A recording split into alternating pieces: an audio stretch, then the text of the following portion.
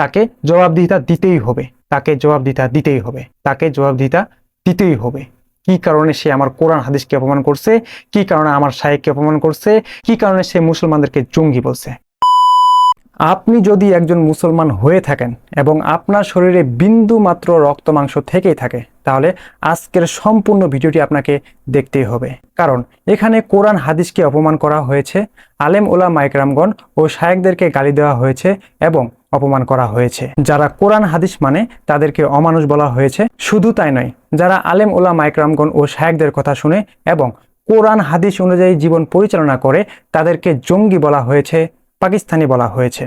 তাই আমি মনে করি আপনি যদি মুসলমান হয়ে থাকেন এবং আপনার শরীরে বিন্দুমাত্র রক্ত মাংস থেকে থাকে, তাহলে আজকের সম্পূর্ণ ভিডিওটি আপনাকে দেখতেই হবে। এই ভিডিওটি শেয়ার করে দিয়ে প্রত্যেক মুসলমানকে দেখার সুযোগ করে দিতে হবে এবং এর ঘোর প্রতিবাদ সবাইকে জানাইতে হবে। বৈষম্য বিরোধী আন্দোলনের মাধ্যমে স্বৈরাচারী সরকারকে পতন ঘটিয়ে বাংলাদেশ আবারও স্বাধীন হয়, যার নাম হয় নতুন বাংলাদেশ। কিন্তু বাংলাদেশের এই স্বাধীনতা অর্জন কিছু কিছু মানুষের ভালো লাগেনি। বিশেষ করে কিছু কিছু শিক্ষিত বোকাচোদা আছে যাদের এই স্বাধীনতা অর্জন ভালো লাগেনি, যার কারণে দেশের মধ্যে বিভিন্ন ধরনের গুজব ছড়িয়েছে। 5ই আগস্টের পরে সর্বপ্রথম এই শিক্ষিত বোকাচোদাগুলো যে গুজবটি ছড়িয়েছিল সেটা হলো বাংলাদেশের মুসলমানেরা, বিশেষ করে মৌলবাদীরা সংখ্যালঘুদের বাড়িতে আক্রমণ করছে, লুণ্ঠন করছে এবং তাদের বাড়িতে আগুন দিচ্ছে। তার জন্য তারা সোশ্যাল মিডিয়াতে পোস্ট করে সেভ বাংলাদেশি হিন্দু। যাই হোক, কারা গুজব ছড়িয়েছে, কেন গুজব ছড়িয়েছে, এইসব বিষয়ে পড়া কথা বলছি। আগে আপনাদেরকে এই ভিডিওর মেইন টপিকসটা আপনাদের সাথে শেয়ার করি। বাংলাদেশে এই প্রাকৃতিক দুর্যোগ বন্যার সময়ে কিছু কিছু শিক্ষিত বোকাচোদা হিন্দু বিভিন্ন ধরনের গুজব ছড়িয়েছে। তার মধ্যে অন্যতম একটি হলো হুজুরেরা বলেছে হিন্দুরা কোনোদিনও মুসলমানের ভাই হতে পারে না এবং মসজিদ মাদ্রাসার টাকা দিয়ে বন্যাত্মকদের সহায়তা করা যাবে না। তার মধ্যে অন্যতম একটি হলো এটি, যেটি এখন আমি আপনাদের সাথে শেয়ার করব। তো চলুন স্ক্রিনে চোখ রাখুন এবং কথাগুলো মনোযোগ সহকারে শোনার চেষ্টা করবেন। পোস্টদাতা দীপু রায়, সে ফেসবুকে পোস্ট করেছিল, আজ থেকে কোনো মুসলিম বন্ধু আমার বন্ধু না। কথাটা আপনাদের বর্তমান সময়ের জনপ্রিয় মানবতার ফেরিওয়ালার কথা। একটু ব্যঙ্গ করে বলে বিশাল কাহিনী। সে একটি ভিডিও পোস্ট শেয়ার করেছিল, সেখানে লেখা ছিল হিন্দুদের দানের টাকা নেওয়া যাবে কিন্তু তাদের বন্ধু রূপে গ্রহণ করা যাবে না। বলেছেন শায়েখ আহমদুল্লাহ এক্সপোজেট, ওনার অফ আস সুন্নাহ ফাউন্ডেশন। হিন্দুরা চিনে রাখুন। যা আপনারা স্ক্রিনে দেখতে পাচ্ছেন, ভিডিওটির মূল সারাংশ আপনাদেরকে একটু শোনাই। এই শেয়ারকৃত পোস্টের মধ্যে ভিডিওটিতে কি ছিল, কি কথা ছিল, এই ভিডিওটি আমি আপনাদেরকে একটু শোনাই বা দেখাই। আমাদের অনেক কলিগ আছে কিন্তু অমুসলিম, অনেক আছে সেই কলিগের সাথে মাশাআল্লাহ সম্পর্ক একেবারে অন্তরঙ্গ সম্পর্ক, চরম বন্ধুতা আছে না, আছে না কিছু লোক এরকম যে খুব বেশি অন্তরঙ্গ বন্ধুত্ব আছে। আবার স্কুল কলেজের অনেক আমাদের তরুণ যুবক যুবতী ভাইরা বোনেরা আছেন যাদের অনেক হিন্দু অথবা খ্রিস্টান অথবা বৌদ্ধ সহপাঠীরা আছে যাদের সঙ্গে তাদের খুব বন্ধুত্বপূর্ণ সম্পর্ক। ইসলাম এক্ষেত্রে কি বলে, তাদেরকে বন্ধুরূপে গ্রহণ করা যাবে কি না? এর জবাবে বলবো যে ইসলাম কোন অমুসলিমকে অন্তরঙ্গ বন্ধুরূপে গ্রহণ করার অনুমোদন দেয় না। একজন অমুসলিম সহপাঠী, তার সঙ্গে আপনি পড়াশোনার কোনো বিষয় লেনদেন করছেন, আপনার সহকর্মী কলিগ, তার সাথে কোনো বোঝাপড়া আপনি বিনিময় করছেন, সেক্ষেত্রে করতে করতে তার কোনো ভালো গুণ আপনার ভালো লেগেছে, এই ভালো লাগা এটা দোষের কিছু না। এবং এর ফলে তার সাথে আপনার এক ধরনের সম্পর্ক হয়ে গেছে, এটাতেও দোষের কোনো কিছু না। আপনি এর ফলে তার সঙ্গে আসা যাওয়া করছেন, সে আপনার কাছে আসা যাওয়া করছে, এগুলোর কোনোটাতে দোষের কোনো কিছু না।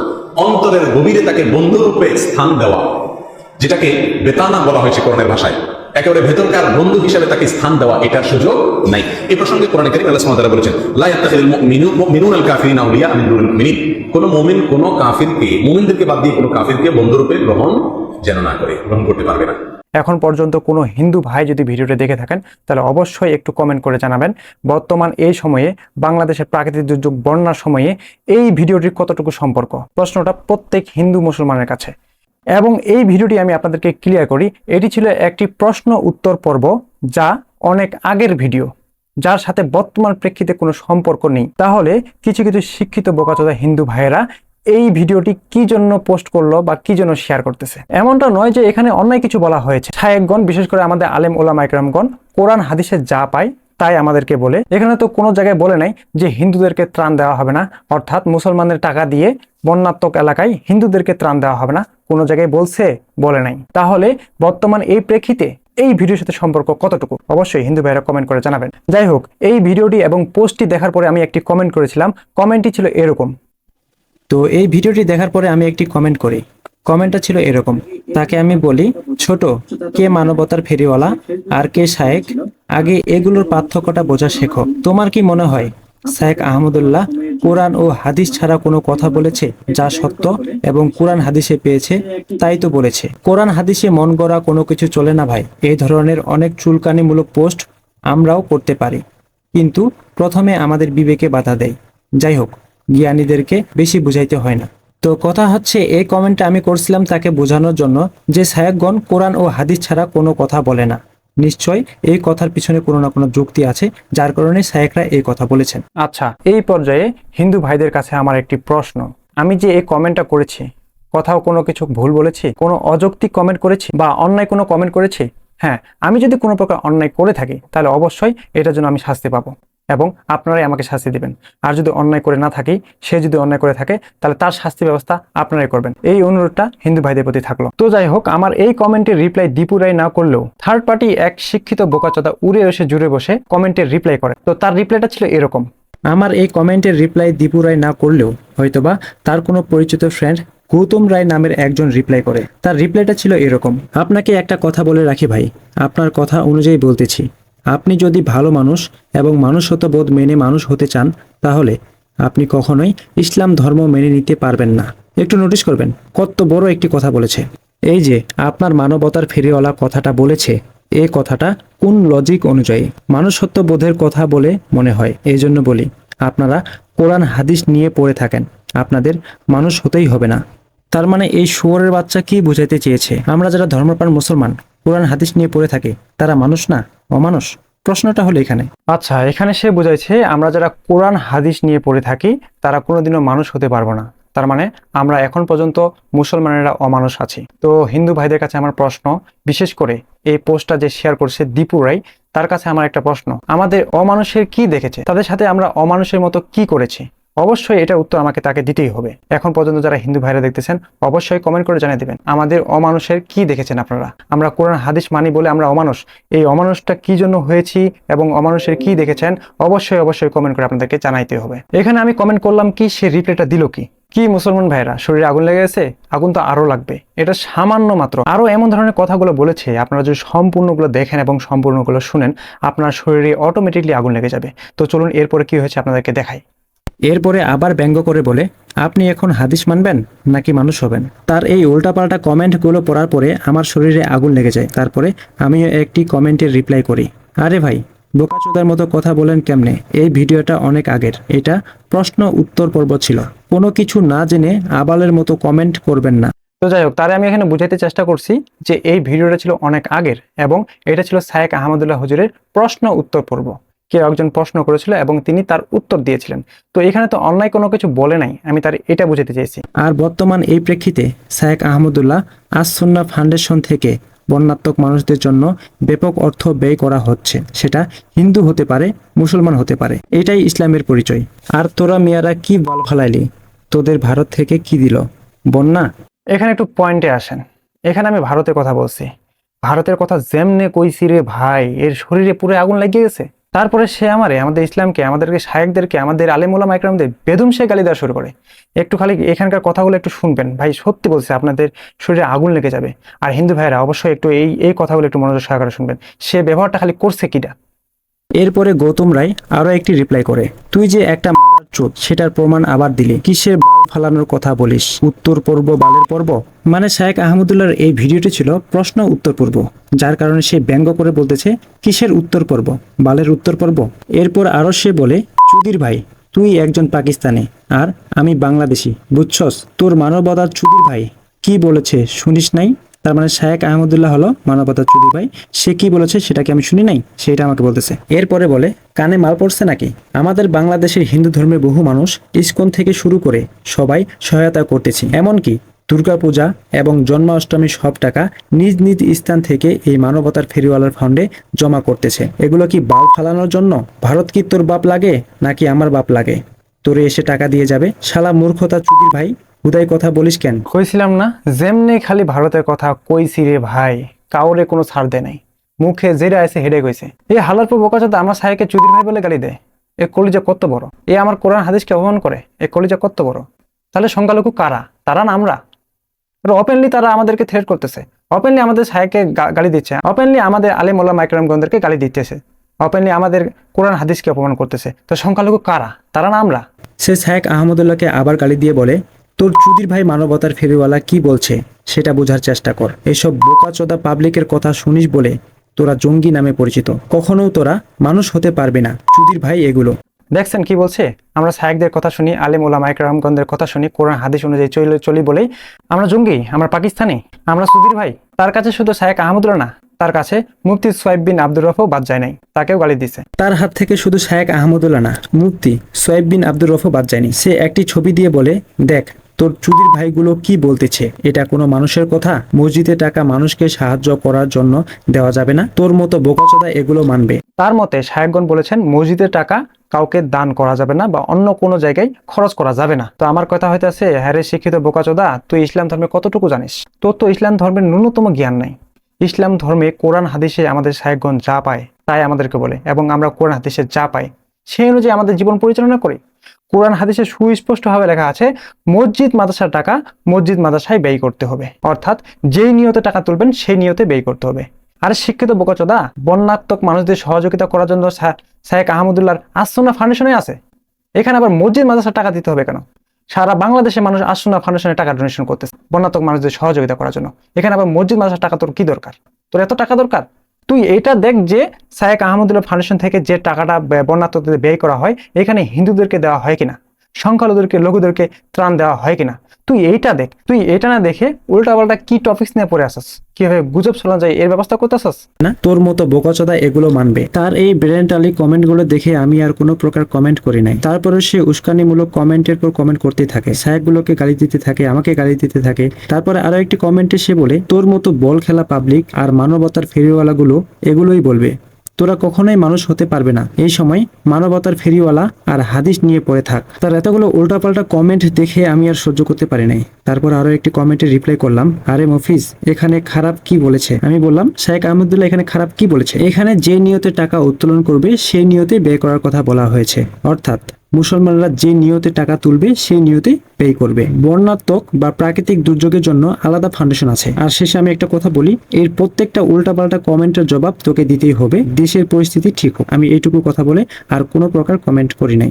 তো যাই হোক, এখন পর্যন্ত যেসব মুসলমান ভাই ও হিন্দু ভাইয়েরা ভিডিওটি দেখেছেন তাদের কাছে আমার একটাই প্রশ্ন, আমি যদি কোনো প্রকার অন্যায় করে থাকি তাহলে আমার অন্যায়টা এখানে ধরিয়ে দিবেন এবং আমার এই অন্যায়ের জন্য শাস্তির ব্যবস্থা করবেন, আইনের সহায়তা নেবেন। আর আমি যদি কোনো প্রকার অন্যায় করে না থাকি আর সেই গৌতম রায় যদি অন্যায় করে থাকে তাহলে প্রত্যেক হিন্দু ভাইয়ের কাছে আমার অনুরোধ থাকবে, ভাই অনুরোধ লাগে, আপনার সৃষ্টিকর্তার দোহাই লাগে, তার বিরুদ্ধে অবশ্যই আইনত ব্যবস্থা নেবেন। তার সাথে আমাদের মুসলমান ভাইয়েরা আপনারাও এই ভিডিওটি প্রচুর শেয়ার করে দিন, প্রত্যেক মুসলমানের কাছে পৌঁছায় দিন। তার এইসব উল্টাপাল্টা কথার জবাব দিতেই হবে, তাকে আইনের আওতায় নিয়ে আসতেই হবে এবং তার এই অপকর্মের শাস্তি পেতেই হবে। তারপরে আমি ক্লিয়ারলি ভাবে বলে দেই, আমি যদি কোনো প্রকার অন্যায় করে থাকি তাহলে এই অন্যায়ের শাস্তি আমি মাথা পেতে নিব।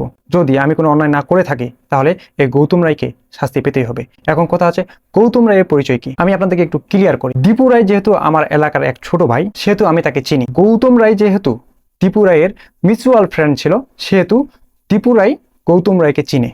আমি যতদূর জানতে পারছি এই গৌতম রায়ের বাসা হলো ঠাকুরগাঁও জেলার রানীশঙ্কালে। এখন যাই হোক, গৌতমের বিষয়টা বাদ দিয়ে দিলাম, গৌতমের বিষয়টা আমি আপনাদের উপর ছেড়ে দিলাম। সে কি অন্যায়টা করছে, কি ব্যবহার করছে, আমাদের কোরআন হাদিসকে অপমান করছে, আমাদের আলেম ওলামা ইকরামগণদেরকে অপমান করছে, এই বিষয়টি সম্পূর্ণ হিন্দু মুসলমান ভাইদের উপর ছেড়ে দিলাম। এখন কথা হচ্ছে এই দীপু রায় ভাই, তোমার সমস্যাটা কোথায়? তোমার প্রত্যেকটা ফেসবুক পোস্ট উস্কানিমূলক এবং চুলকানিমূলক কেন? তোমার তো চুলকানি কেন? এর আগে তোমার এই উল্টাপাল্টা এবং গুজব ছড়ানোর পোস্টগুলোর কারণে তোমারে আমি একদিন ফোন দিয়ে বলছিলাম যে ছোট ভাই এই ধরনের পোস্টগুলো তুমি কেন করতেছ, তোমার এত সুন্দর করে বুঝাই কইলাম, কিন্তু তুমি কি করলা? এর আগে তোমারে বলছিলাম যে তুমি যে এই ধরনের পোস্টগুলো করতেছ তো এটা সততা কতটুকু, এর এভিডেন্স কি আছে তোমার কাছে? তুমি তখন আমারে কি বলছিলা যে না ভাই আমার কাছে কোনো এভিডেন্স নাই, আমি সোশ্যাল মিডিয়াতে পাইছি যার কারণে আমি এটা শেয়ার করছি। আমি তোমারে কইছিলাম তোমার বাড়িতে কোনো সমস্যা, তোমার বাড়িতে কোনো আক্রমণ হয়েছে, তোমার বাড়িতে কোনো হাঙ্গামা হয়েছে, তোমার ফ্যামিলির উপরে কোনো হাঙ্গামা হয়েছে, তোমার উপরে কোনো হাঙ্গামা হয়েছে, তুমি উত্তরে কি কইছিলা? যে তোমার উপরে কোনো কিছু হয় নাই, তোমার ফ্যামিলির উপরে কোনো কিছু হয় নাই, তোমার এলাকাতেও কোনো কিছু হয় নাই। তাহলে তোমার কোনো কিছু হয় নাই, তোমার এলাকাতে কোনো কিছু হয় নাই, তোমার ফ্যামিলির উপরে কোনো কিছু হয় নাই, তারপরেও তুমি এই ধরনের পোস্টগুলো কি জন্য করো? এই ধরনের উস্কানিমূলক পোস্টগুলো কি জন্য শেয়ার করো? চুলকানি মানে গুজব ছড়াচ্ছ? বাংলাদেশের প্রতি তোমার কোনো মায়া নাই? তোমার কাজে কি গুজব ছড়ানো? আর তুমি ভাই এত পরিমাণে সুতিয়া কি আর বলবো, তুমি একটা পোস্ট করবা, উস্কানিমূলক পোস্ট করবা, চুলকানিমূলক পোস্ট করবা, যখন দেখবা যে পোস্টটা একটু অতিরিক্ত হয়ে গেছে তখন কি করবা, সুন্দর করে পোস্টটি ডিলিট করে দেবা। এটা কি ধরনের ব্যবহার তোর রে ভাই?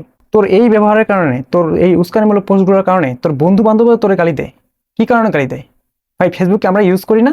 আমরা কি পারি না পোস্ট করতে, উস্কানিমূলক পোস্ট করতে পারি না? কই, আমরা তো করি না। হ্যাঁ, আমাদের বিবেকে বাধা পড়ে, কারণ আমরা দিন শেষে হিন্দু মুসলিম ভাই ভাই। এই বাংলাদেশটা শুধু মুসলমানদের না, এই বাংলাদেশ শুধু মৌলবাদীদের না, এই বাংলাদেশ সবার, হিন্দু মুসলিম সবার। তাহলে তুমি এই হিন্দু মুসলিমের মধ্যে কেন দাঙ্গা সৃষ্টি করতেছো ভাই? কি কারণে? তোমার সমস্যাটা কোন জায়গায়? তোমার প্রত্যেকটা পোস্ট এরকম উস্কানিমূলক কেন? তুমি এই ধরনের উস্কানিমূলক পোস্টগুলো করবা কেন? তোমার এই এর আগে বুঝাই কইলাম যে এভিডেন্স ছাড়া কোনো প্রকার পোস্ট করবা না। তোমার কাছে কি এভিডেন্স আছে তুমি এই ধরনের পোস্টগুলো করো? তুমি যে সাইক আমাদের এই ভিডিওটি শেয়ার করছো, তুমি ইসলামে কতটুকু জানো? তোমার ইসলামের ন্যূনতম কোনো জ্ঞান আছে? তোমার কারণে আমার সাইক আজকে অপমানিত হয়েছে, তোমার কারণে আমার সাইক আজকে চুদির ভাই বলে গালি দিছে, তোমার কারণে আমার কোরআন হাদিস আজকে অপমান হয়েছে। কেন? তুমি এর প্রশ্নের উত্তর দিতে পারবা? এর জবাব দিতে পারবা? এর জবাব তোমার কাছে আছে? দিতে পারবা না। তোমার কাজই হচ্ছে গুজব ছড়ানো। তোমার যে এখন ধরে আনে বসানো যায় যে তুমি যে আজ পর্যন্ত যতগুলো পোস্ট করছো, এই এভিডেন্স তোমার কাছে আছে? তুমি বিন্দুমাত্র একটা প্রমাণ দিতে পারবা? দিতে পারবা না। কি বলবা? যে সোশ্যাল মিডিয়াতে পাইছি, অমুক একটা ফ্রেন্ড বলছে চালাই দেন, চালাই দিছেন, চালাই দিছিস না? মানে চালাই দিতে বলছে, তুই চালাই দিছিস? তোর এলাকায় আজ পর্যন্ত কোনো কিছু হয়েছে রে? তোদের এলাকায়, তোমার এলাকায় আজ পর্যন্ত তোমার কিছু অপমান করছে? তোমার তো আমি আগে থেকে ছোট ভাইয়ের মতো দেখি, দেখে না কোনো সময় বলতে পারবা যে তোমার সাথে কোনো সময় আমি খারাপ অন্যায় করছি, খারাপ ব্যবহার করছি? তোমার কোনোদিন তুই কারিগর কথা বলছি? কিন্তু আজকে তোরা তুই কারিগর কথা বলছে কি জন্য? কারণ দেওয়ালে তুই পিঠ ঠিকা দিয়েছিস। তোমার কোনোদিন তুমি ছাড়া তুই করি নাই, সবসময় সেনের চেক করতে তোমার দেখতাম। তোমার আমি সেদিন বুঝাইয়া কইলাম যে ভাই, বাংলাদেশের পরিস্থিতি ভালো না রে ভাই। বিভিন্ন দুষ্কৃতিকারীরা বিভিন্ন ধরনের গুজব ছড়ানোর চেষ্টা করতেছে, বিশৃঙ্খলা সৃষ্টি করার চেষ্টা করতেছে। তুমি এই ধরনের পোস্টগুলো করো না। এভিডেন্স পাবা, তুমি যদি সত্য কোনো কিছু পাও, তোমার কাছে সত্য এভিডেন্স আছে, প্রমাণ আছে, তুমি সচক্ষে দেখছো এবং উপযুক্ত প্রমাণ আছে, তুমি অবশ্যই শেয়ার করবা, অবশ্যই পোস্ট করবা। কিন্তু তোমার কাছে কোনো এভিডেন্স নেই, কোনো কিছু নেই, তারপরে এই শেয়ারগুলো কি জন্য করো? বিশেষ করে এই বন্যার সাথে তোমার এই পোস্টটার কি সম্পর্ক রে ভাই? কোনো সম্পর্ক আছে? বন্যার সাথে এই পোস্টের কোনো সম্পর্ক আছে? শায়েখ আহমদুল্লাহ এ কথা কোনো সম্পর্ক আছে? শায়েখ আহমদুল্লাহ একবারও বলছে যে হিন্দু বা সংখ্যালঘুদেরকে ইসলাম বা মুসলমানদের পক্ষ থেকে ত্রাণ দেওয়া যাবে না? একবারও বলছে? প্রমাণ করতে পারবি রে? তোমাদের হিন্দু জাতির কাছে আমার প্রশ্ন, প্রমাণ করতে পারবে কোনো মুসলমান, কোনো শায়েখ, কোনো আলেম ওলামা একরামগণ বলছে যে বন্যা বা প্রাকৃতিক দুর্যোগের সময় সংখ্যালঘুদেরকে বা হিন্দুদেরকে বা বিধর্মীদেরকে ত্রাণ বা সাহায্য সহযোগিতা করা যাবে না? বলছে? এখানে বলছে কি তোরা বানাই ফেলছিস কি? সারা বাংলাদেশে একটা পোস্ট সবার কিছু শিক্ষিত বোকাচোদা হিন্দু শেয়ার করে, কি জন্য রে ভাই? সমস্যাটা কথাই। বিশেষ করে যদি ভারত নিয়ে কোনো কথা বলে, ভারত নিয়ে যদি কোনো প্রকার একটা পোস্ট করা হয়, উচিত পোস্ট, সত্য পোস্ট, উপযুক্ত এভিডেন্স দিয়ে একটা পোস্ট করবেন, তারপর দেখবেন তাদের গায়ে লাগে গেছে, আগুন লাগে গেছে। কেন? কেন ভাই? মানে তোরা কি বাংলাদেশি না ভারতে? তোদের বাংলাদেশের প্রতি কোনো ভালোবাসা নাই, কোনো মায়া নাই? তোরা কি চাস? বাংলাদেশের মধ্যে বিশৃঙ্খলা চাস? ভারত নিয়ে কোনো পোস্ট করলে তোরা একদম উপরে চড়ে বসস, বিভিন্ন উল্টাপাল্টা কথা বলস। মানে কি সংখ্যালঘু মনে আমরা, তোমরা না? যাই হোক, আমরা তো কোনো সময় হিন্দুদেরকে সংখ্যালঘু ভাবি নাই, আমরা তো হিন্দু মুসলিম ভাই হয়ে জানতাম। তো তোমরা এই দাঙ্গাটা কি জন্য সৃষ্টি করতেছো? অল্প কোনো কিছু হলে ভারত দৌড়াও, অল্প কিছু হলে তুমি ভারত যাবা, একটু যদি কোনো সমস্যা হয়, তোমার হয় না, অন্য কারো সমস্যা আছে, তুমি ফেসবুকে শুনছো, তুমি এখন দৌড়াবো ভারত। তো তোমার ভারত আবার তোমাদের নিতে চায় না কেন? তোমার ভারত কি খুব উন্নত? তোমার ভারতে এখনো কিছু রাজ্য আছে, কিছু জায়গা আছে, তারা 3 বেলা খাইতে পারে না মিয়া। কিছু জানো তুমি? তোমার ভারতে এখনো তো 50%, 50% তোমার টয়লেট নাই, 50% ফ্যামিলিতে কোনো টয়লেট নাই, ওরা বাইরে যেখানে সেখানে পায়খানা করে। আর মিয়া, আর কোনো কিছু হলে তোমরা লিঙ্কটি উঠাই ভারত যাবার চেষ্টা করো। তো যাও না, যাও, কে নিষেধ করছে? যাও, তোমাদেরকে ভারত নেই না কেন? তোমাদের তো বাংলাদেশে কোনো মায়াই নেই, তোমরা তো বাংলাদেশে কোনো ভালোই বাসো না। কোনো কিছু হলে ভারত যাবা, কোনো কিছু হলে ভারত যাবা। কই রে ভাই, আমরা তো কোনো সময় বলি না যে পাকিস্তান যাবো, যে সৌদি আরব যাবো, ওখানে থাকবো। তো যাই হোক, জ্ঞানী ব্যক্তিরা বেশি বোঝাইতে হয় না, যারা শিক্ষিত বোকাচোদা তাদেরকে বেশি বোঝাইতে হয়। আর শিক্ষিত বোকাচোদাগুলোই এই কাজগুলা করে, কোনো বুঝে না, মানে নাম মাত্র একটু শিক্ষিত হয়েছে, বিন্দু মতো কোনো জ্ঞান নাই, আউট নলেজ বলে কোনো কিছু নেই তাদের মগজের মধ্যে, তারাই এই ধরনের গুজবগুলো ছড়ানোর চেষ্টা করে।